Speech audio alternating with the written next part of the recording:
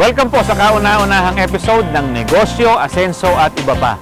Ako si Francis Chis Garcia, ang inyong makakasama sa loob ng 30 minutong programa na magbibigay ng impormasyon at inspirasyon sa pagninegosyo. Sa programang ito, makikilala natin ang matatagumpay na negosyante na magbabahagi rin ng kanilang sikreto at kwento ng pag-asenso.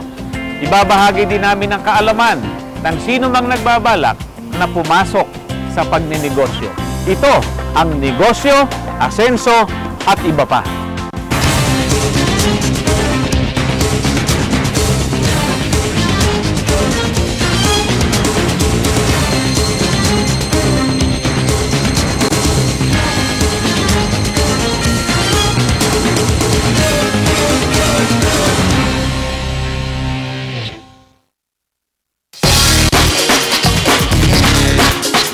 Isa sa mga pinakakilalang broadcast journalist ng ating bansa. Halos araw-araw nating mapapanood at naririnig ang kanyang mga punto por puntong pagkokomentaryo at pagbabalita.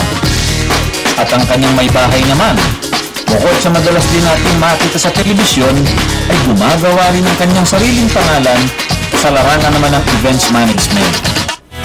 Sila ang power couple na sina Anthony o mas kilalang Katunying at Rosel Taberna. Pero alam niyo bang sa kabila ng pagiging abala nila, pinasok na rin nila ang pagninegosyo.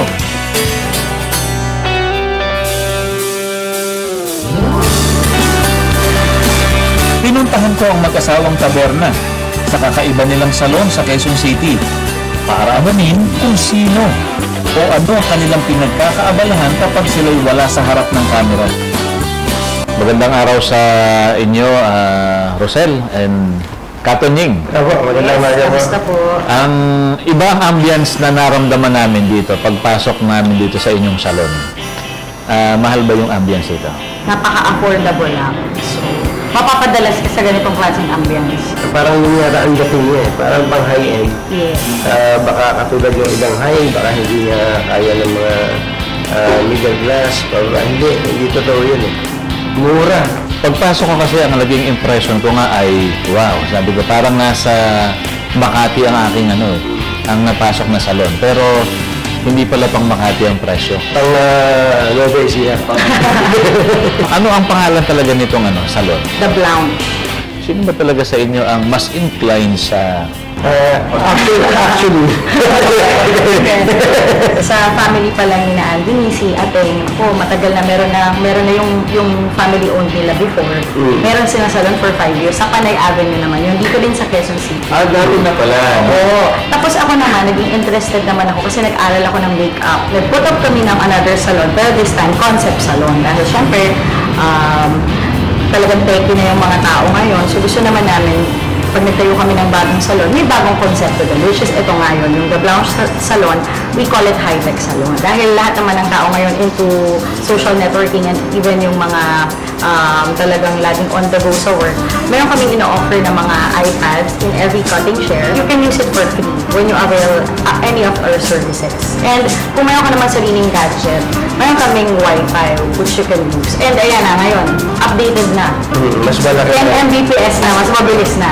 ano ba itong major services natin? Major hair services, let's say, color, hair color. If you don't want talagang very straight na rebonding, meron tayong tinatawag na bezel and blowout. Ito yung permanent blow dry. Kung gusto mo na parang blow dry finish lang, katulad nito. Ayaw yung very straight. Rebonding, digital perming. Pero nilinaw nila Katunying at Rosel na kahit high-tech ang kanilang salon, abot kaya pa rin ang presyo ng mga serbisyo dito. We want to have a high-tech salon. Meron kaming something different that you offer. Klase yung dating niya. Yet, very affordable yung price. Na mararamdaman mo na kahit pala regular employee lang ako, kaya ko ma-afford yung mga ganitong klaseng services. Of all the industry na available right now, Bakit beauty? Siyempre, diba, pag nag-business ka, kailangan gusto mo interest mo. Diba? Passion din kasi yung business. And obviously, gusto ko yung beauty industry dahil yun yung hilig ko. Actually, sa mga survey, ang top 2 naman na pinakamagagandang negosyo ay may kinalaman sa pagpapaganda at saka pagkain. Hindi naman talaga maliit na investment dahil sa una, kailangan mong pagandahin yung pwesto gaya nito. Tapos yung mga equipment natin, hindi maliit na halaga. Sabi ko nga nung una, gano'n kaya katagal ang ROI nito kung first timer mula kayo? Relatively, first timer ka. Relatively, yes. Alam ko na siya. Bagong-bago ka. Ayon sa mag-asawa, wala pang 3 taon, nabawi na nila ang kanilang pinuhunan sa salon. Malaking tulong daw ang mga social networking sites sa pagpupromote ng kanilang salon. Mga galing pa sa abroad na balitaan nila, talagang sinadya pa itong The Blounce. So, nakakatulong din po ng malaking social networking. Since active na po, alam niyo po, 3 taon na kami, pero ngayon lang naging teke itong asawa ko. Ngayon ko lang nakilala. Ngayon ko lang nakilala yung Instagram.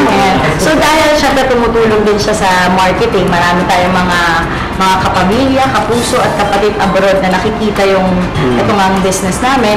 So ang sarap ng pakiramdam, sinasabi nila at nagpupunta talaga dito na isa sa mga kumbaga dadayuhin nila pag umuwi sila ng Pilipinas. Ano ba ang mga challenges na unique dito sa ating pagsaset up itong The Blounce?